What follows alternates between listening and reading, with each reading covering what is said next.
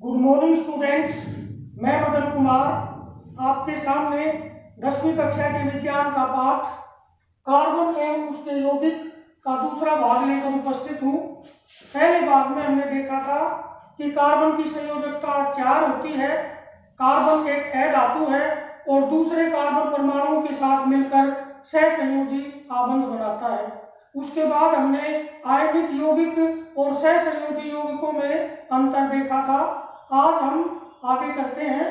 आगे है अपर रूप। एक ही तत्व के ऐसे दो या दो से अधिक रूप जिनके भौतिक गुण तो भिन्न भिन्न होते हैं मगर रासायनिक गुण एक जैसे होते हैं, उन्हें हम अपर रूप कहते हैं और इस घटना को अपर रूपता कहते हैं। अर्थात अपर रूपों में तत्व तो वही होता है और उनके रासायनिक गुण भी समान होते हैं मगर भौतिक गुण अलग अलग होते हैं। ऐसे रूपों को हम अपर रूप कहते हैं और इस घटना को अपर रूपता कहते हैं। कार्बन के अपर रूप दो प्रकार के होते हैं, क्रिस्टलीय और अक्रिस्टलीय। क्रिस्टलीय माने जिसकी कोई निश्चित बनावट होती है, निश्चित आकृति होती है, और अक्रिस्टलीय जिनकी कोई निश्चित आकृति नहीं होती। तो कार्बन के क्रिस्टलीय अपर रूप है हीरा और ग्रेफाइट। हीरा प्रकृति में पाया जाने वाला सबसे कठोर पदार्थ है, कार्बन का सबसे शुद्ध रूप है और ग्रेफाइट भी कार्बन से ही मिलकर बना है। आइए पहले हम हीरे और ग्रेफाइट की संरचना देखते हैं। हीरे में एक कार्बन 4 कार्बन परमाणुओं के साथ मिलकर नियमित चतुष्फलक बनाता है। आपको पता है कार्बन की संयोजकता 4 होती है। इसके बाह्य कोश में 4 इलेक्ट्रॉन होते हैं, 4 संयोजकता इलेक्ट्रॉन होते हैं। तो हीरे में यह कार्बन 4 कार्बन परमाणुओं के साथ मिल जाता है और एक नियमित चतुष्फलक बनाता है जो 3 आयामी सुदृढ़ संरचना है। 3 आयामी का मतलब हुआ इसके 3 डायमेंशंस होते हैं, अर्थात इसकी लंबाई, चौड़ाई और ऊंचाई होती है। जैसे यदि हम इस बॉक्स को देखें तो ये इसकी लंबाई है, ये इसकी चौड़ाई है और ये इसकी ऊंचाई या मोटाई है। तो ये एक 3 डायमेंशनल ऑब्जेक्ट है या 3 आयामी संरचना है। तो इसी प्रकार हीरे में भी 3 आयामी संरचना बनती है और जो 4 इलेक्ट्रॉन होते हैं वो अन्य 4 कार्बन परमाणुओं से बंध जाते हैं। इसका नाम है चतुष्फलक। चतुष्फलक या टेट्राहेड्रॉन जो 3 आयामी संरचना है। इसके 3 आयाम या 3 डायमेंशन होती है और ये सुदृढ़ होती है, यानी कि बहुत मजबूत होती है, इसलिए यह संसार का सबसे कठोर पदार्थ है। इसके विपरीत यदि हम ग्रेफाइट को देखें तो ग्रेफाइट भी कार्बन से ही मिलकर बना है मगर ग्रेफाइट के में एक कार्बन 3 कार्बन परमाणुओं के साथ बंधा हुआ होता है। इस प्रकार ये 3 कार्बन परमाणुओं के साथ बंधा हुआ है और इसके बंधन योग्य जो 4 इलेक्ट्रॉन हैं उनमें से तो 3 इलेक्ट्रॉन को 3 कार्बनों के साथ सहसंयोजी आबंध बना देते हैं और प्रत्येक कार्बन के पास 1 इलेक्ट्रॉन मुक्त रहता है, 1 इलेक्ट्रॉन फ्री रहता है। तो इस प्रकार ग्रेफाइट में एक कार्बन 3 कार्बन परमाणुओं के साथ, ये कार्बन भी अन्य 3 कार्बन परमाणुओं के साथ मिलेगा और ये कार्बन भी अन्य 3 कार्बन परमाणुओं के साथ मिलेगा। इस प्रकार षटकोण बनता है। षटकोणीय जाल की परतें बनती है और वो षटकोण की परत 2 डायमेंशन की होती है, अर्थात 2 आयामी होती है। अर्थात जैसे ये पेज है, इसमें 2 डायमेंशन है, ये लंबाई है, ये चौड़ाई है, इसकी मोटाई या ऊंचाई लगभग न के बराबर है। इसलिए हम किसी पेपर को 2 डायमेंशन का बना हुआ मानते हैं। तो इसी प्रकार जो ग्रेफाइट में 3 कार्बन, एक कार्बन 3 कार्बनों के साथ मिलकर इस प्रकार षटकोणीय जाल बनाता है और वो 2 आयामी संरचना है।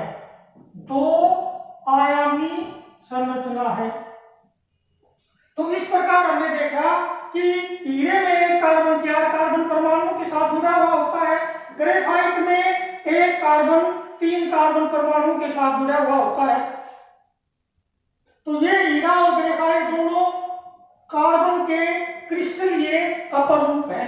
अब यहीं से एक प्रश्न बनता है कि हीरा और ग्रेफाइट दोनों कार्बन के बने हुए हैं, फिर भी हीरा संसार का सबसे कठोर पदार्थ है, जबकि ग्रेफाइट नरम, मुलायम या सॉफ्ट होता है। तो इसका कारण यह है कि हीरे में एक कार्बन 3 कार्बन परमाणुओं के साथ जुड़कर 3 कार्बन परमाणुओं के साथ मिलकर नियमित चतुष्फलक बनाता है, जो एक 3 आयामी सुदृढ़ संरचना है। इसलिए यह संसार का सबसे कठोर पदार्थ है। जबकि ग्रेफाइट में एक कार्बन 3 कार्बन परमाणुओं के साथ जुड़ा हुआ होता है, षटकोणीय जाल की परतें बनाता है। एक परत मान लो ये है, दूसरी परत ये है, दो परतों के बीच में वीक बॉन्ड होते हैं, कमजोर आबंध होते हैं, इसलिए वो परतें एक दूसरे पर फिसल सकती है, इसलिए यह नरम और मुलायम होता है। दूसरा प्रश्न यहाँ ये भी बनता है कि हीरा और ग्रेफाइट दोनों कार्बन के अपर रूप हैं, फिर भी हीरा विद्युत का कुचालक होता है, जबकि ग्रेफाइट विद्युत का सुचालक होता है। तो इसका आंसर भी हमें इस संरचना से मिलेगा, हीरे और ग्रेफाइट की संरचना से मिलेगा। हीरे में हमने देखा कि प्रत्येक कार्बन 4 कार्बन परमाणुओं से बना हुआ होता है। आपको पता है कि कार्बन के पास 4 इलेक्ट्रॉन होते हैं और वो अन्य 4 कार्बन परमाणुओं के साथ मिलकर सहसंयोजी आबंध बना देते हैं, यानी इसमें प्रत्येक कार्बन के पास कोई भी इलेक्ट्रॉन फ्री नहीं है, कोई भी इलेक्ट्रॉन स्वतंत्र नहीं है। और इसमें ग्रेफाइट में प्रत्येक कार्बन 3 कार्बन परमाणुओं से मिलकर बना हुआ होता है, इसलिए कार्बन के बाह्य कोश में उपस्थित 4 इलेक्ट्रॉनों में से 3 इलेक्ट्रॉन तो 3 कार्बनों के साथ सहसंयोजी आबंध बना देते हैं और प्रत्येक कार्बन के पास एक इलेक्ट्रॉन स्वतंत्र बच जाता है, जो विद्युत की चालकता के लिए उत्तरदायी है। इसलिए ग्रेफाइट तो विद्युत का सुचालक होता है और इसीलिए बैटरियों के इलेक्ट्रोड ग्रेफाइट के बने हुए होते हैं और ये विद्युत का कुचालक है। तो आइए हम वापस चलते हैं अपर रूपता पर। हमने देखा कि कार्बन के अपर रूप 2 प्रकार के होते हैं, क्रिस्टलीय और अक्रिस्टलीय। क्रिस्टलीय में हीरा और ग्रेफाइट, अक्रिस्टलीय कोयला, कोक, चारकोल, जंतु कोयला आदि। अब हम देखते हैं हीरा और ग्रेफाइट में अंतर। हीरा और ग्रेफाइट में क्या अंतर है? अभी हमने देखा था कि हीरा और ग्रेफाइट में अंतर, हीरे में तो एक कार्बन 4 कार्बन परमाणुओं से मिलकर नियमित चतुष्फलक बनाता है, जो 3 आयामी दृढ़ संरचना होती है, और इसमें एक कार्बन 3 कार्बन परमाणुओं के साथ मिलकर षटकोणीय जाल बनाता है और वह नरम और मुलायम होता है। दूसरा है हीरा संसार का सबसे कठोर पदार्थ है और ग्रेफाइट नरम और मुलायम होता है। तीसरा अंतर है हीरा पारदर्शी होता है, ग्रेफाइट स्लेटी रंग का अपारदर्शी पदार्थ है। ये स्लेटी रंग का अपारदर्शी पदार्थ है। अगला है हीरे का घनत्व। आपको पता है घनत्व बराबर होता है सतह बटे आयतन, तो हीरे का घनत्व अधिक होता है और ये होता है 2.51 ग्राम प्रति घन सेंटीमीटर, और ग्रेफाइट का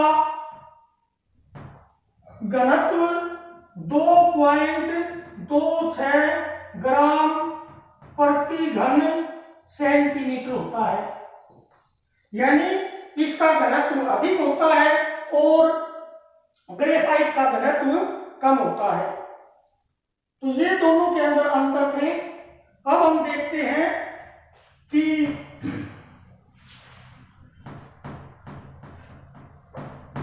इसका एक और तीसरा अपरूप भी पाया जाता है जिसको हम फुलरीन कहते हैं।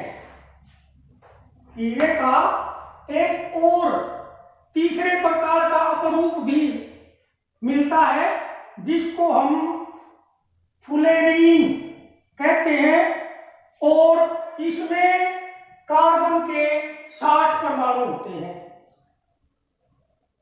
अमेरिका में एक आर्किटेक्ट है बकमिस्टर फुलरीन, उसने डियोबेसिक एक गुंबद बनाई थी जो फुटबॉल के आकार की थी और इस फुलरीन में भी कार्बन के 60 परमाणु फुटबॉल की आकृति में आपस में जुड़े हुए होते हैं, इसलिए बकमिस्टर फुलर के नाम पर इस रूप का नाम दिया गया फुलरीन। इसमें आमतौर पर कार्बन के 60 परमाणु होते हैं एक अणु में, मगर किसी में कार्बन के 70 भी होते हैं, किसी में कार्बन के 90 भी होते हैं, किसी में कार्बन के 120 भी होते हैं। तो ये कार्बन का तीसरा अपरूप है फुलरीन। इसके बाद हम देखते हैं कि जो प्रकृति में 118 तत्व पाए जाते हैं उनमें 117 तत्वों के यौगिक तो एक तरफ और कार्बन के यौगिक एक तरफ, उन सभी 117 तत्वों के यौगिकों के सम्मिलित संख्या से कार्बन के यौगिक अधिक होते हैं। यानी कार्बन के जो यौगिक है उनकी संख्या बहुत अधिक होती है और शेष सभी तत्वों के यौगिकों की संख्या अगर मिला ली जाए तो उससे भी ज्यादा होती है। तो इसका क्या कारण है? तो कार्बन के यौगिकों की अत्यधिक संख्या के दो कारण हैं। एक तो कारण है कि कार्बन की संयोजकता 4 होती है, कार्बन की संयोजकता 4 होती है, यानी कि ये चतुसंयोजी होता है। और दूसरा इसका कारण है कि कार्बन दूसरे कार्बन परमाणुओं के साथ मिलकर लंबी लंबी श्रृंखलाएं बनाता है। दूसरे कार्बन है उनके साथ मिलकर लंबी लंबी श्रृंखलाएं बनाता है और श्रृंखला बनाने की इस गुण को श्रृंखलन कहते हैं। तो दूसरा अत्यधिक कार्बन के यौगिक होने का कारण है श्रृंखलन, यानी कि कार्बन की वह क्षमता जिसके द्वारा वह अन्य कार्बन परमाणु के साथ मिलकर लंबी लंबी श्रृंखलाएं बनाता है। और ये श्रृंखलाएं भी 3 प्रकार की होती है। एक तो श्रृंखला होती है शाखा रहित, यानी कि अनब्रांच्ड, यानी ये सीधी लंबी होती है, इसके साइड में कोई चेन नहीं होती, साइड में कोई ब्रांच नहीं होती। दूसरी होती है शाखा युक्त, जैसे ये कार्बन की एक चेन है और इसके साथ ये कार्बन जुड़ा हुआ है और इसके साथ ये कार्बन जुड़ा हुआ है, इसके साथ ये कार्बन जुड़ा हुआ है। तो इस प्रकार ये साइड में एक चेन जुड़ी हुई है, इसको हम कहेंगे शाखा युक्त। और तीसरी है वलयाकार या क्लोज्ड रिंग भी हम इसको बोलते हैं, क्लोज्ड रिंग स्ट्रक्चर, जैसे कि बेंजीन के अंदर होता है। उसमें इस प्रकार कार्बन एक रिंग या एक वलय या एक सर्कल सा बना लेते हैं, तो उसको हम वलयाकार संरचना कहते हैं। कार्बन के अत्यधिक यौगिकों के पीछे कारण है कार्बन की संयोजकता का 4 होना और दूसरा कार्बन में श्रृंखलन का गुण पाया जाना, जिसके कारण वह अन्य कार्बन परमाणुओं के साथ मिलकर लंबी लंबी श्रृंखलाएं बनाता है। इसके बाद है ऑर्गेनिक यौगिक या ऑर्गेनिक कंपाउंड। शुरू में वैज्ञानिकों ने कार्बनिक यौगिकों को प्राकृतिक पदार्थों से बना हुआ माना। ये माना जाता था कि ये प्रकृति में जीव जंतु और पेड़ पौधों के अंदर ही बनते हैं और इनको बनाने के लिए, यानी कार्बनिक यौगिकों को बनाने के लिए जीव जंतु और पेड़ पौधों में पाए जाने वाली जीवन शक्ति का प्रयोग किया जाता है और ये जीव जंतु और पेड़ पौधों को छोड़कर बाहर प्रयोगशाला में नहीं बनाए जाते, क्योंकि ये जीव जंतु और पेड़ पौधों से बने हुए माने जाते थे, इसलिए इनको ऑर्गेनिक यौगिक कहा जाने लगा और इनका अध्ययन ऑर्गेनिक केमिस्ट्री में करते हैं।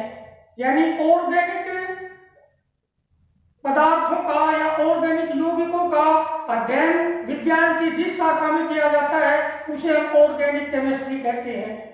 मगर बाद में इस सत्य को इस तथ्य को गलत साबित किया एक वैज्ञानिक थे फ्रेडरिक वोलर। उन्होंने 1928 में अमोनियम साइनेट से यूरिया बनाई।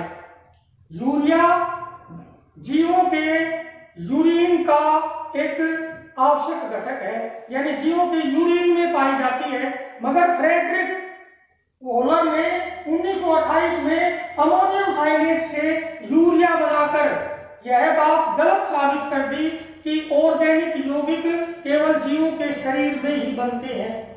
अर्थात अब ये पता चल गया कि उन्हें बाहर प्रयोगशाला में भी बनाया जा सकता है। तो ऑर्गेनिक केमिस्ट्री में कार्बन के यौगिकों जैसे कार्बाइड, कार्बोनेट, बाइकार्बोनेट को छोड़कर अन्य सभी कार्बनिक यौगिकों का अध्ययन आजकल ऑर्गेनिक केमिस्ट्री में किया जाता है। और जो कार्बनिक यौगिक है वे मुख्यतः हाइड्रोकार्बन या हाइड्रोकार्बन के डेरिवेटिव है। हाइड्रोकार्बन के डेरिवेटिव का मतलब है जब हाइड्रोकार्बन के एक हाइड्रोजन को किसी दूसरे तत्व के परमाणु या परमाणुओं के समूह से विस्थापित कर दिया जाता है, हटा दिया जाता है, तो हाइड्रोकार्बन के डेरिवेटिव प्राप्त होते हैं। तो अनेक जो कार्बनिक यौगिक है वो मुख्यतः हाइड्रोकार्बन ही है। हाइड्रोकार्बन क्या होते हैं? कार्बन और हाइड्रोजन के सरल यौगिकों को, कार्बन और हाइड्रोजन के यौगिकों को हाइड्रोकार्बन कहते हैं। और ये हाइड्रोकार्बन मुख्यतः दो प्रकार के होते हैं। हाइड्रोकार्बन क्या हुए? कार्बन और हाइड्रोजन के यौगिक मुख्यतः दो प्रकार के होते हैं। एक तो संतृप्त हाइड्रोकार्बन और दूसरा असंतृप्त हाइड्रोकार्बन। संतृप्त हाइड्रोकार्बन में तो कार्बन कार्बन के बीच में सिंगल बॉन्ड होता है। इन्हीं दो कार्बन परमाणुओं के बीच में सिंगल बॉन्ड या एकल आबंध मिलेगा, इन्हें हम संतृप्त हाइड्रोकार्बन कहते हैं। और इनका सामान्य सूत्र है CnH2n+2, यानी कि इसमें हाइड्रोजन परमाणु की संख्या कार्बन परमाणु की संख्या के दुगने से दो फालतू होती है। इनको हम अल्केन बोलते हैं। अल्केन की परिभाषा हुई वे संतृप्त हाइड्रोकार्बन जिनमें कार्बन कार्बन के बीच में सिंगल बॉन्ड होता है, कार्बन कार्बन के बीच में एकल आबंध होता है और उनका सामान्य सूत्र CnH2n+2 होता है। दूसरे हाइड्रोकार्बन हो गए असंतृप्त हाइड्रोकार्बन। असंतृप्त हाइड्रोकार्बन वो होते हैं जिनमें किन्हीं दो कार्बन परमाणुओं के बीच में या तो डबल बॉन्ड होता है या किन्हीं दो कार्बन परमाणुओं के बीच में ट्रिपल बॉन्ड होता है। जिनके बीच में डबल बॉन्ड होता है उनको हम अल्कीन कहते हैं और जिनमें ट्रिपल बॉन्ड होता है उनको हम एल्काइन कहते हैं। अल्कीनों का सामान्य सूत्र हुआ CnH2n, यानी कि हाइड्रोजन परमाणु की संख्या कार्बन परमाणु की संख्या से ठीक दुगनी होती है। अल्काइन में इनका सामान्य सूत्र है CnH2n-2, यानी हाइड्रोजन परमाणु की संख्या कार्बन के परमाणु की संख्या के दुगने से दो कम होती है। तो यदि किसी अल्कीन या अल्काइन में आपको कार्बन परमाणु की संख्या दे रखी है तो आप हाइड्रोजन परमाणु की संख्या इन सूत्रों के, इन सामान्य सूत्रों के आधार से या इनका प्रयोग करके आप निकाल सकते हैं। जैसे मान लो हमें 5 कार्बन वाले अल्केन में हाइड्रोजनों की संख्या ज्ञात करनी है, तो इस फार्मूले में हम n का मान 5 रखेंगे। C5 H 2 गुणा में 5 जमा में 2, यानी कि C5 और H 2 5 10 और 2 12, यानी 5 कार्बन वाले अल्केन में हाइड्रोजन परमाणुओं की संख्या होगी 12। इसी प्रकार 5 परमाणु वाले अल्केन में हाइड्रोजनों की संख्या देखते हैं, तो इस फार्मूले में हम n का मान 5 रखेंगे।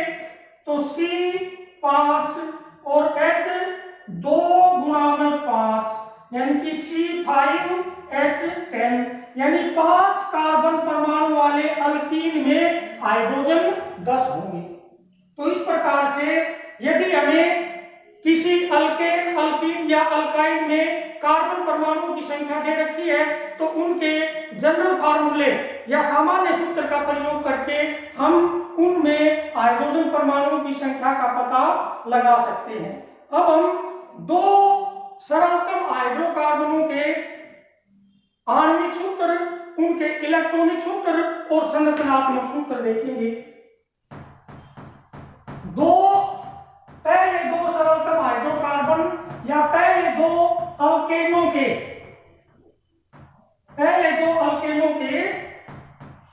हम फार्मूले देखते हैं। ये पहला अल्केन है जिसका नाम है मीथेन। इसमें 1 कार्बन और 4 हाइड्रोजन होते हैं। यह इसका आणविक सूत्र है, आणविक सूत्र। अब हम देखते हैं इसका इलेक्ट्रॉनिक सूत्र।